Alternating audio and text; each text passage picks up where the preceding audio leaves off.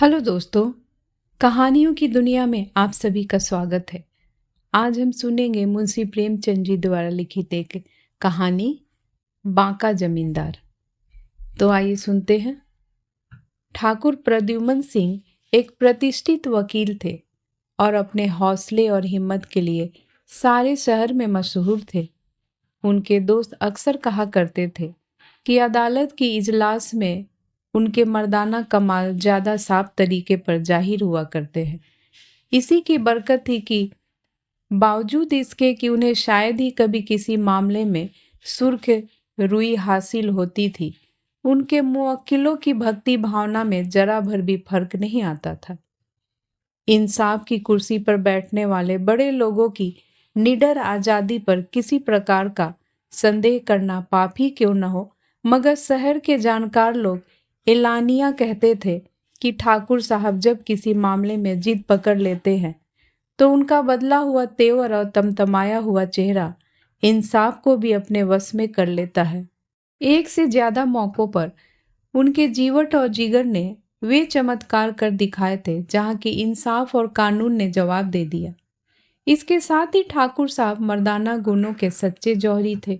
अगर मुवक्किल को कुश्ती में कुछ पैठ हो तो यह जरूरी नहीं था कि वह उनकी सेवाएं प्राप्त करने के लिए रुपया पैसा दे। इसलिए उनके यहाँ शहर के पहलवानों और फेकौतों का हमेशा जमघट रहता था और यही वह जबरदस्त प्रभावशाली और व्यवहारिक कानूनी बारीकी थी जिसकी काट करने में इंसाफ को भी आगा पीछा सोचना पड़ता। वे गर्व और सच्चे गर्व की दिल से कदर करते थे। उनके बेतकल्लुफ घर की डेवड़िया बहुत ऊंची थी, वहां झुकने की जरूरत न थी। इंसाफ खूब सिर उठाकर जा सकता था। यह एक विश्वस्त कहानी है कि एक बार उन्होंने किसी मुकदमे को बावजूद बहुत विनती और आग्रह के हाथ में लेने से इनकार किया। मुवक्किल कोई अक्खर देहाती था। उसने जब आरजू मिन्नत से काम निकलते न देखा तो हिम्मत से काम लिया। वकील साहब कुर्सी से नीचे गिर पड़े और बिफरे हुए देहाती को सीने से लगा लिया। धन और धरती के बीच आदिकाल से एक आकर्षण है। धरती में साधारण गुरुत्वाकर्षण के अलावा एक खास ताकत होती है जो हमेशा धन को अपनी तरफ खींचती है। सूद और तमस्सुक और व्यापार यह दौलत की बीच की मंजिलें हैं। जमीन उसकी आखिरी मंजिल है। ठाकुर प्रद्युमन सिंह की निगाहें बहुत अरसे से एक बहुत उपजाऊ मौजे पर लगी हुई थी, लेकिन बैंक का अकाउंट कभी हौसले को कदम नहीं बढ़ाने देता था। यहाँ तक कि एक दफा उसी मौजे का जमींदार एक कत्ल के मामले में पकड़ा गया। उसने सिर्फ रस्म रिवाज के माफिक एक आसामी को दिन भर धूप और जेठ की जलती हुई धूप में खड़ा रखा था। लेकिन अगर सूरज की गर्मी या जिस्म की कमजोरी या प्यास की तेजी उसकी जानलेवा बन जाए तो उसमें जमींदार की क्या खता थी। यह शहर के वकीलों की ज्यादती थी कि कोई उसकी हिमायत पर आमादा न हुआ, या मुमकिन है जमींदार के हाथ की तंगी को भी उसमें कुछ दखल हो।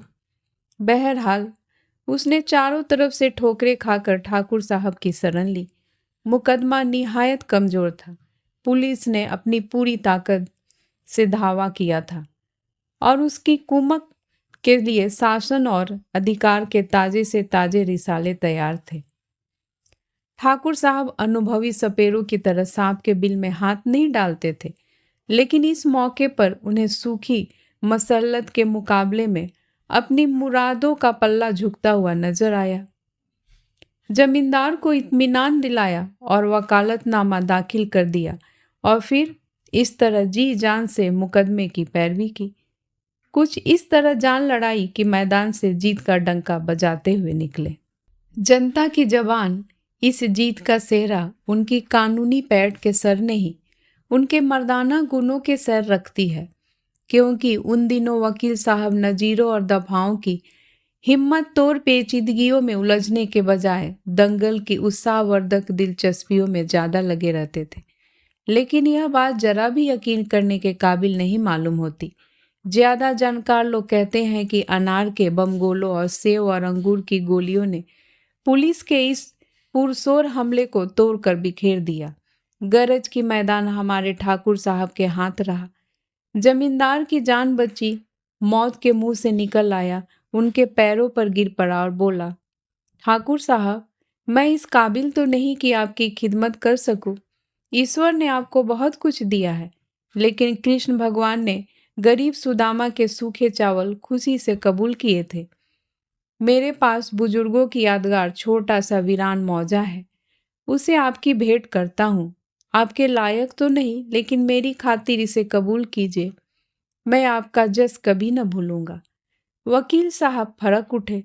2-4 बार निष्प्रिय वैरागियों की तरह इनकार करने के बाद इस भेंट को कबूल कर लिया।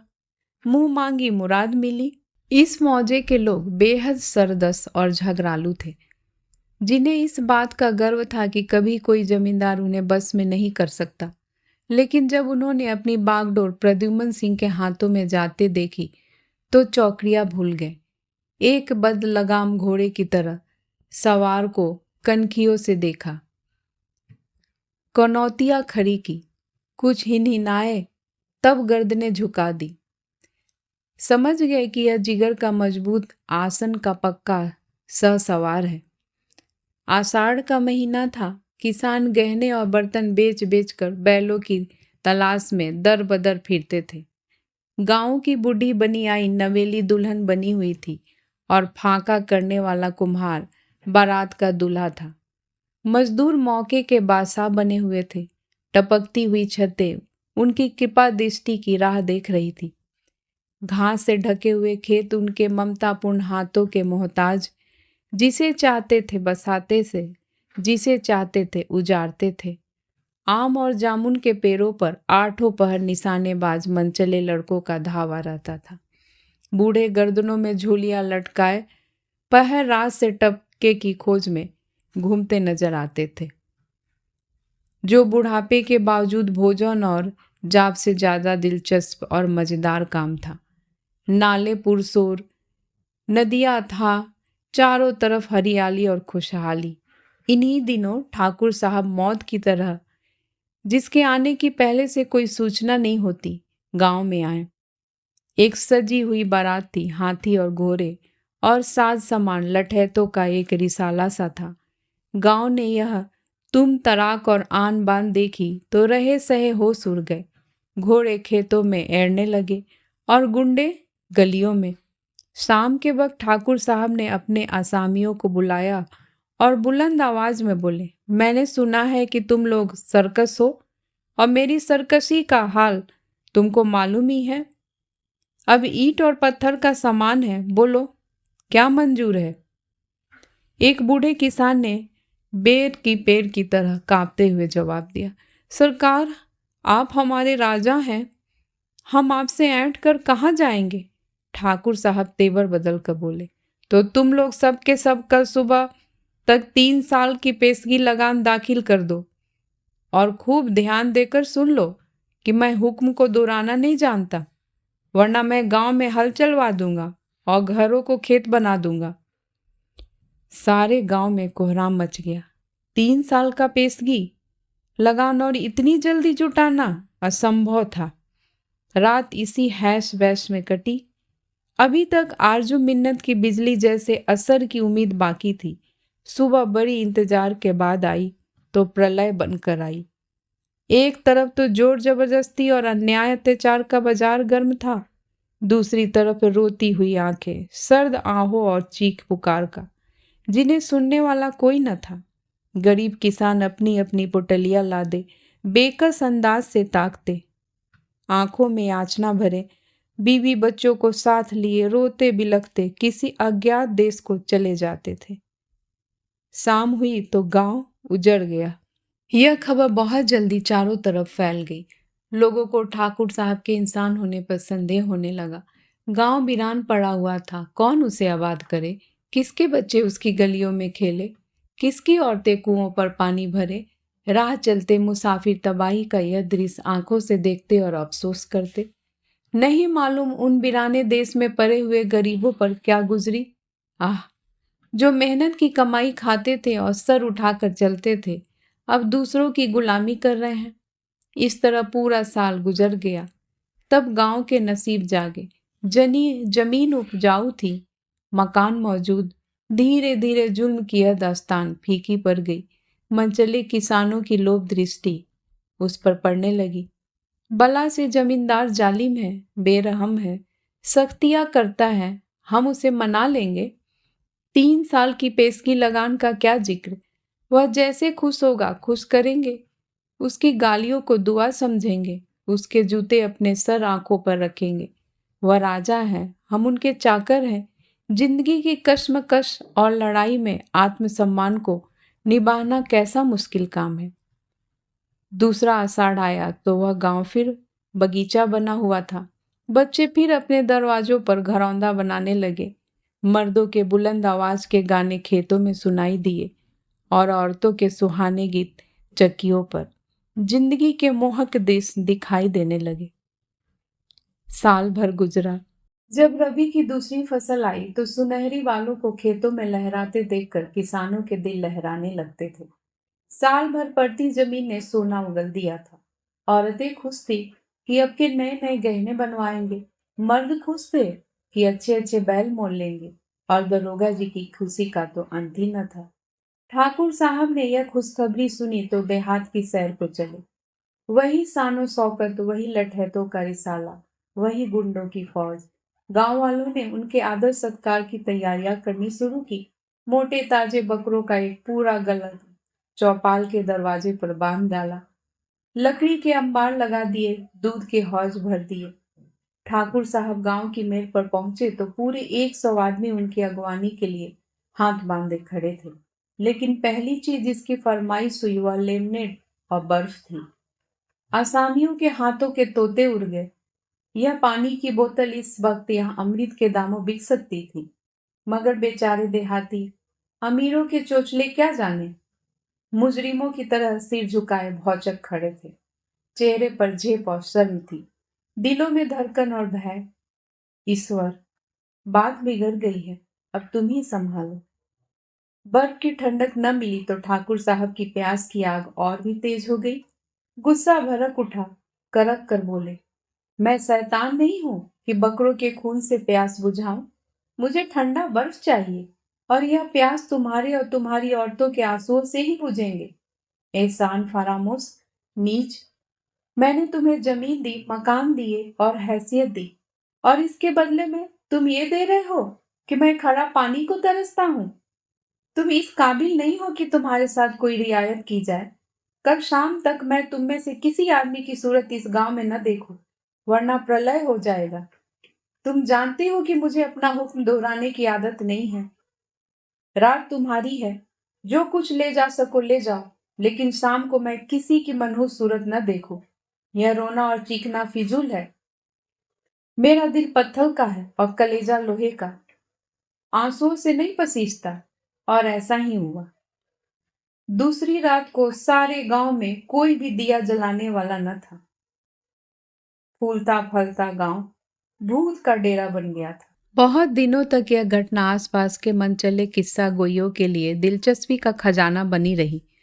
एक साहब ने उस पर अपनी कलम भी चलाई। बेचारे ठाकुर साहब ऐसे बदनाम हुए कि घर से निकलना मुश्किल हो गया। बहुत कोशिश की गांव आबाद हो जाए, लेकिन किसकी जान भारी थी कि संधेर नगरी में कदम रखता, जहां मोटापे की सजा फांसी थी। कुछ मजदूर पेशा लोग किस्मत का जुआ खेलने आए, मगर कुछ महीनों से ज्यादा न जम सके। उजड़ा हुआ गांव खोया हुआ एतवार है जो बहुत मुश्किल से जमता है। आखिर जब कोई बस न चला तो ठाकुर साहब ने मजबूर होकर माफ करने का ऐलान जारी कर दिया, लेकिन इस रियासत से रही सही साख भी खो दी। इस तरह 3 साल गुजर जाने के बाद एक रोज वहां बंजारों का काफिला आया। शाम हो गई थी और पूरब तरफ से अंधेरे की लहर बढ़ती चली जाती थी। बंजारों ने देखा तो सारा गांव वीरान पड़ा हुआ था। जहां आदमियों के घरों में गीद और गिदर रहते थे, इस तिलस्म का भेद समझ में न आया। मकान मौजूद है, जमीन उपजाऊ है, हरियाली से लहराते हुए खेत है, और इंसान का नाम नहीं। कोई और गांव पास न था, वहीं पर आव डाल दिया। जब सुबह हुई, बैलों के गलों की घंटियों ने फिर अपना रजत संगीत आलापना शुरू किया और काफिला गांव से कुछ दूर निकल गया। तो एक चरवाहे ने जोर जबरदस्ती की यह लंबी कहानी उन्हें सुनाई। दुनिया भर में घूमते फिरने ने उन्हें मुश्किलों का आदी बना दिया था। आपस में कुछ मशवरा किया और फैसला हो गया। ठाकुर साहब की ड्योढ़ियों पर जा पहुंचे और नजराने दाखिल कर दिए। गांव फिर आबाद हुआ।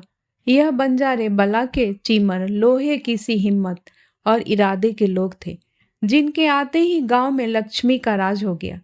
फिर घरों में से धुएं के बादल उठे।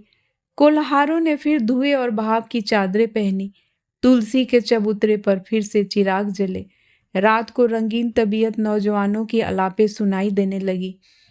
चरागाहों में फिर मवेशियों के गले दिखाई दिए और किसी पेड़ के नीचे बैठे हुए चरवाहे की बांसुरी की मध्यम और रसीली आवाज दर्द और असर में डूबी हुई इस प्राकृतिक दृश्य में जादू का आकर्षण पैदा करने लगी। भादों का महीना था। कपास के फूलों की सुर्ख और सफेद चिकनाई, तिल की उदी बहार और सन का सोख पीलापन अपने रूप का जलवा दिखाता था। किसानों की मरैया और छपरों पर भी फल फूल की रंगीनी दिखाई देती थी। उस पर पानी की हल्की हल्की फुहारें प्रकृति के सौंदर्य के लिए सिंगार करने वाली का काम दे रही थी। जिस तरह साधुओं के दिल सत्य की ज्योति से भरे होते हैं, उसी तरह सागर और तालाब साफ सफाक पानी से भरे थे। शायद राजा इंद्र कैलाश की तरावट भरी ऊंचाइयों से उतरकर अब मैदानों में आने वाले थे। इसलिए प्रकृति ने सौंदर्य और सिद्धियों और आशाओं के भी भंडार खोल दिए थे। वकील साहब को भी सैर की तमन्ना ने गुदगुदाया। हमेशा की तरह अपने रईसाना ठाट बाट के साथ गांव में आ पहुंचे। देखा तो संतोष और निश्चिंतता के वरदान चारों तरफ स्पष्ट थे। गांव वालों ने उनके शुभागमन का समाचार सुना। सलाम को हाजिर हुए। वकील साहब ने उन्हें अच्छे अच्छे कपड़े पहने स्वाभिमान के साथ कदम मिलाते हुए देखा। उनसे बहुत मुस्कुरा कर मिले। फसल का हाल चाल पूछा। बूढ़े हरदास ने एक ऐसे लहजे में जिसे पूरी जिम्मेदारी और चौधरानेपन की सान टपकती थी, जवाब दिया। हुजूर के कदमों की बरकत से सब चैन है, किसी तरह की तकलीफ नहीं। आपकी दी हुई नेमत खाते हैं और आपका जस गाते हैं। हमारे राजा और सरकार जो कुछ है आप है और आपके लिए जान तक हाजिर है। ठाकुर साहब ने तेवर बदल कर कहा, मैं अपनी खुशामद सुनने का आदी नहीं हूं। बूढ़े हरदास के माथे पर बल पड़े। अभिमान को चोट लगी। बोला, मुझे भी खुशामद करने की आदत नहीं है। ठाकुर साहब ने ऐंठ कर जवाब दिया, तुम्हें रईसों से बात करने की तमीज नहीं? ताकत की तरह तुम्हारी अक्ल भी बुढ़ापे की बेट चढ़ गई। हरदास ने अपने साथियों की तरफ देखा। गुस्से की गर्मी से सबकी आंख फैली हुई थी और धीरज की सर्दी से माथे सिकुड़े हुए थे।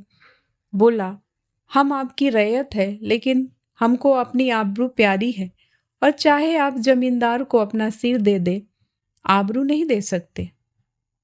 हरदास के कई मनचले साथियों ने बुलंद आवाज में तायीद की, आबरू जान के पीछे है। ठाकुर साहब के गुस्से की आग भड़क उठी और चेहरा लाल हो गया और जोर से बोले, तुम लोग जबान संभाल कर बातें करो, वरना जिस तरह गले में झोलियां लटकाए आए थे उसी तरह निकाल दिए जाओगे। मैं प्रद्युमन सिंह हूं, जिसने तुम जैसे कितने ही हेकड़ों को इसी जगह कुचलवा डाला। यह कहकर उन्होंने अपने रिसाले के सरदार अर्जुन सिंह को बुलाकर कहा, ठाकुर, अब इन चींटियों के पर निकल आए हैं। कल शाम तक इन लोगों से मेरा गांव साफ हो जाए। हरदास खड़ा हो गया। गुस्सा अब चिंगारी बनकर आंखों से निकल रहा था। बोला, हमने इस गांव को छोड़ने के लिए नहीं बसाया है। जब तक जिएंगे इसी गांव में रहेंगे, यहीं पैदा होंगे और यहीं मरेंगे। आप बड़े आदमी हैं और बड़ों की समझ भी बड़ी होती है। हम लोग अक्खर गंवार हैं। नाहक गरीबों की जान के पीछे मत पड़िए, खून खराबा हो जाएगा। लेकिन आपको यही मंजूर है तो हमारी तरफ से आपके सिपाहियों को चुनौती है, जब चाहे दिल के अरमान निकाल लें। इतना कहकर ठाकुर साहब को सलाम किया और चल दिया। उसके साथी गर्व के साथ अकड़ते हुए चले। अर्जुन सिंह ने उनके तेवर देखे, समझ गया कि यह लोहे के चने हैं, लेकिन सोहदों का सरदार था। कुछ अपने नाम की लाज थी, दूसरे दिन शाम के वक्त जब रात और दिन में मुठभेड़ हो रही थी, इन दोनों जमातों का सामना हुआ। फिर वह धौल धप्पा हुआ कि जमीन थर्रा गई।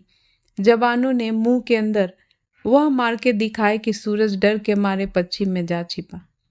तब लाठियों ने सिर उठाया, लेकिन इससे पहले कि वह डॉक्टर साहब की दुआ और शुक्रिया की मुस्तहक को अर्जुन सिंह ने समझदारी से काम लिया। ताहम उनके चंद आदमियों के लिए गुड़ और हल्दी पीने का सामान हो चुका था। वकील साहब ने अपनी फौज की यह बुरी हालत देखी। किसी के कपड़े फटे हुए, किसी के जिस्म पर गर्द जमी हुई, कोई हाँफते हाँफते बेदम। तो उन्होंने अर्जुन सिंह की पीठ ठोकी और उसकी बहादुरी और जाबाजी की खूब तारीफ की। रात को उनके सामने लड्डू और इमरतियों की ऐसी वर्षा हुई कि यह सब गर्द गुबार धुल गया। सुबह को इस रिसाले ने ठंडे ठंडे घर की राह ली और कसम खा गए कि अब भूल कर भी इस गांव का रुख न करेंगे। तब ठाकुर साहब ने गांव के आदमियों को चौपाल में तलब किया। इनके इशारे की देर थी, सब लोग इकट्ठे हो गए। अख्तियार और हुकूमत अगर घमंड की मसनद से उतर जाए तो दुश्मनों को भी दोस्त बना सकती है। जब सब आदमी आ गए तो ठाकुर साहब एक एक करके उनसे बगल गिर हुए और बोले, मैं ईश्वर का बहुत ऋणी हूँ कि मुझे गांव के लिए जिन आदमियों की तलाश थी वह लोग मिल गए। आपको मालूम है कि यह गांव कई बार उजड़ा और कई बार बसा। उसका कारण यह था कि वे लोग मेरी कसौटी पर पूरे न उतरते थे। मैं उनका दुश्मन नहीं था, लेकिन मेरी दिली आरजू यह थी कि इस गांव में वे लोग आबाद हों जो जुल्म का मर्दों की तरह सामना करे, जो अपने अधिकारों और रियायतों की मर्द की तरह हिफाजत करे, जो हुकूमत के गुलाम न हो, जो रोब और अख्तियार की तेज निगाह देकर बच्चों की तरह डर से सहम न जाए। मुझे इत्मीनान है कि बहुत नुकसान और शर्मिंदगी और बदनामी के बाद मेरी तमन्नाएं पूरी हो गई। मुझे इत्मीनान है कि आज उल्टी हवाएं और ऊंची ऊंची उठने वाली लहरों का मुकाबला कामयाबी से करेंगे। मैं आज इस गांव से अपना हाथ खींचता हूँ। आज से यह आपकी मिल्कियत है। आप ही इसके जमींदार और मालिक है। ईश्वर से मेरी यही प्रार्थना है कि आप फले फूले। इन शब्दों ने दिलों पर जादू का काम किया। लोग स्वामी भक्ति के आवेश में मस्त होकर ठाकुर साहब के पैरों से लिपट गए और कहने लगे, हम आपके कदमों से जीते जी जुदा न होंगे। आपका सा कर्ददान और रियाया परवर बुजुर्ग हम कहाँ पाएंगे। वीरों की भक्ति और सहानुभूति, वफादारी और एहसान का एक बड़ा दर्दनाक और असर पैदा करने वाला दृश्य आंखों के सामने पेश हो गया। लेकिन ठाकुर साहब अपने उदार निश्चय पर दृढ़ रहे और 50 साल से ज्यादा गुजर गए हैं, लेकिन उन्हीं बंजारों के वारिस अभी तक मौजा साहसगंज के माफीदार हैं। औरतें अभी तक ठाकुर प्रद्युमन सिंह की पूजा और मन्नतें करती हैं और अब इस मौजे के कई नौजवान दौलत और हुकूमत की बुलंदी पर पहुंच गए, लेकिन बूढ़े और अक्खर हरदास के नाम पर अब भी गर्व करते हैं और भादो सुदी एकादशी के दिन अभी उसी मुबारक फतेह की यादगार में जश्न मनाते हैं। कहानी सुनने के लिए आपका बहुत बहुत धन्यवाद। मैं फिर हाजिर होंगी एक नई कहानी के साथ। तब तक के लिए नमस्कार।